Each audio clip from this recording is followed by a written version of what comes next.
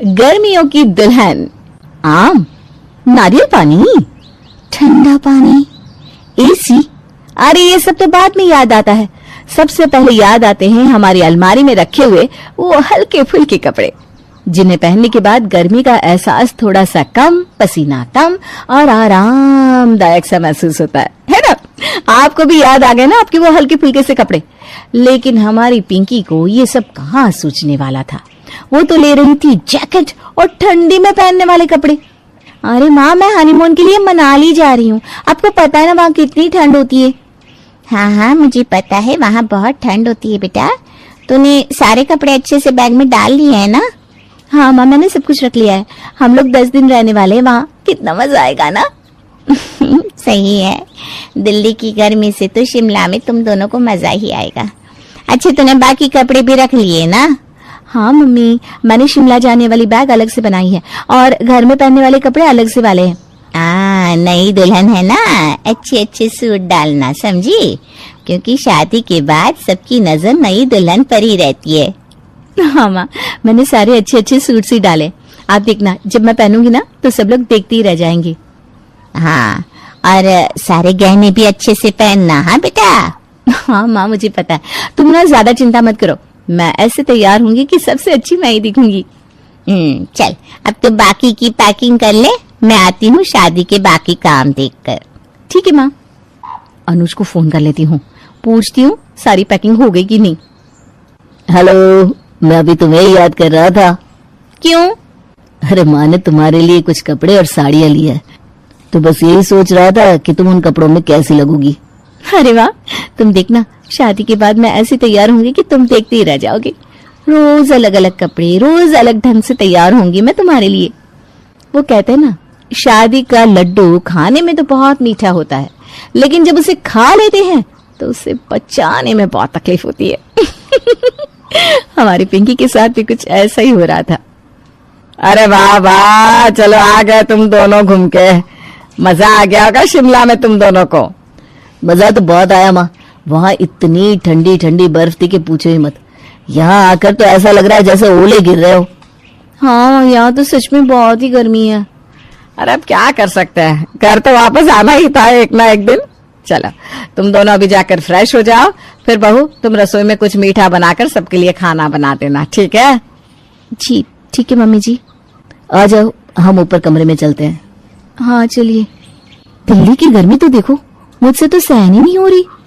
तुम एक काम करो, नहा लो और तैयार हो जाओ। आज मोहल्ले की औरतें भी आने वाली है शायद तुम्हें देखने के लिए। अच्छा, फिर तो कुछ अच्छा सा पहनना पड़ेगा।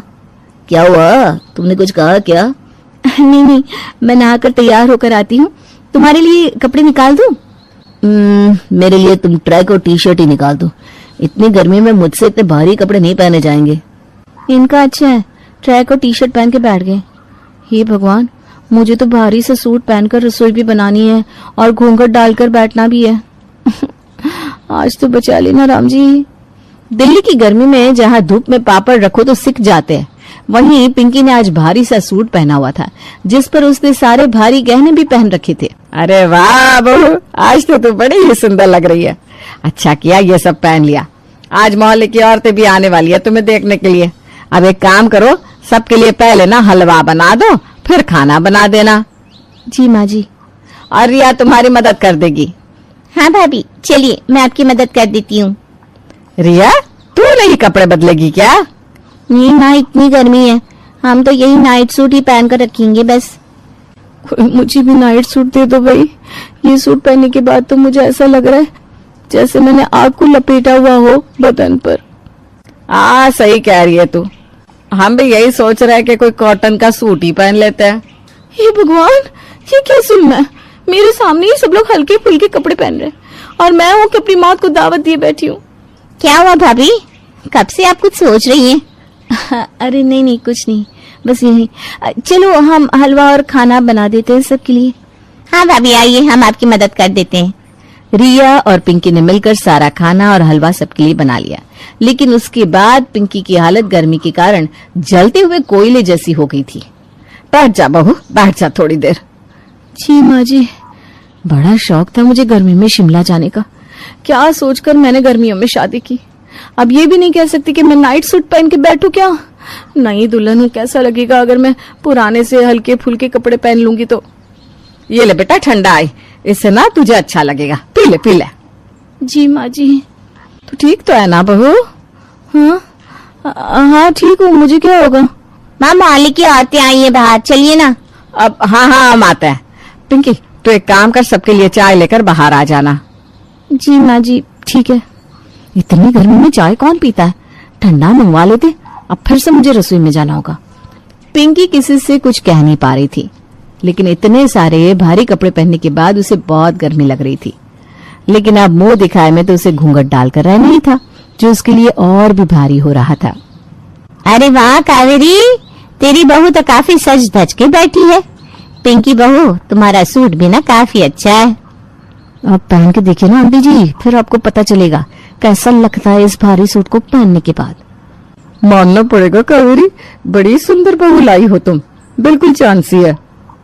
पता नहीं कब तक चांसी रहूंगी, इस गर्मी में तो मुझे लग रहा है जल के कोयले की खान बनने वाली हूँ मैं। अरे शीला आजा, तू भी देख ले मेरी बहू को, आजा। हाँ वो क्या है ना, यहाँ पर ऊपर पंखा चल रहा है, तभी यहाँ बैठी थी। मुझसे ना गर्मी बर्दाश्त नहीं होती ज्यादा। हाँ सही कहा, दिल्ली की गर्मी है अभी तो ऐसी ना। आप सबने तो फिर भी हल्के फुल्के कपड़े पहने हुए, कोई मेरे बारे में भी सोच लेता थोड़ा सा। कभी औरतें जाएंगी, कब मैं अपने कमरे में जाकर नाइट सूट पहनूंगी। कुछ देर पिंकी और कावेरी से बात करने के बाद सारी औरतें जाने लगती है, लेकिन अब पिंकी से गर्मी और सहन नहीं हो रही थी। उन औरतों ने पैर घर के बाहर रखा ही था कि पिंकी ने भागना शुरू कर दिया।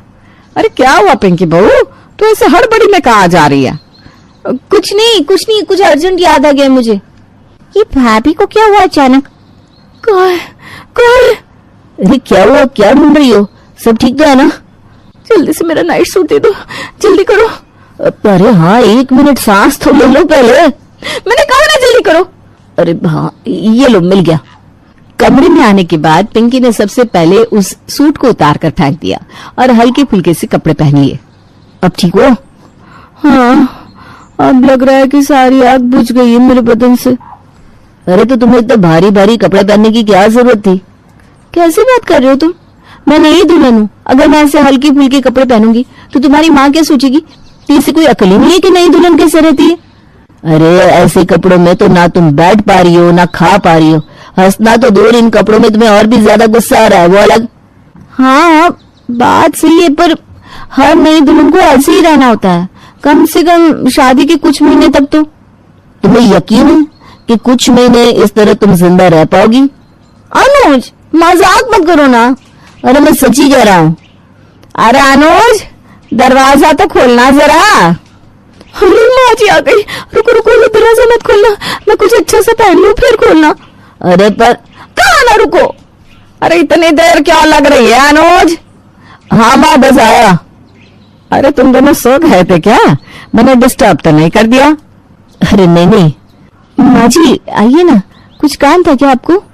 हाँ बहू, मुझे तुमसे ना कुछ जरूरी बात करनी थी, मतलब तू बुरा मत मानना। हाँ मुझसे कोई गलती हो गई क्या? अरे आज सूट के बदले साड़ी पहननी चाहिए थी। नहीं नहीं माँ जी कहिए ना। आज तूने जो कपड़े पहने थे ना वो। माँ जी मुझे लगा ही था, सूट थोड़ा सा सिंपल था ना। कोई बात नहीं, मैं कल साड़ी पहन लूंगी, आप चिंता मत कीजिए। अरे नहीं बहू, वो सूट तो बहुत अच्छा था, लेकिन मैं ये कह रही थी कि इतनी गर्मी में इतने भारी कपड़े मत पहना कर। तुझे ये सब पहनते हुए देखकर मुझे गर्मी होने लगती है सच में। तू कुछ हल्के फुल्के कपड़े पहना कर बेटा। माँ जी आप। नहीं नहीं मतलब अगर तुझे ये भारी कपड़े पहनने हैं तो पहन सकती है, मैं तो बस। और पिंकी सास के गले लग जाती है। अरे इससे क्या हो गया अब? माँ जी आप देवी है, देवी सच में वरदान बनकर आई हैं। आपके चरण कहाँ है माँ जी? अरे इससे क्या हो गया?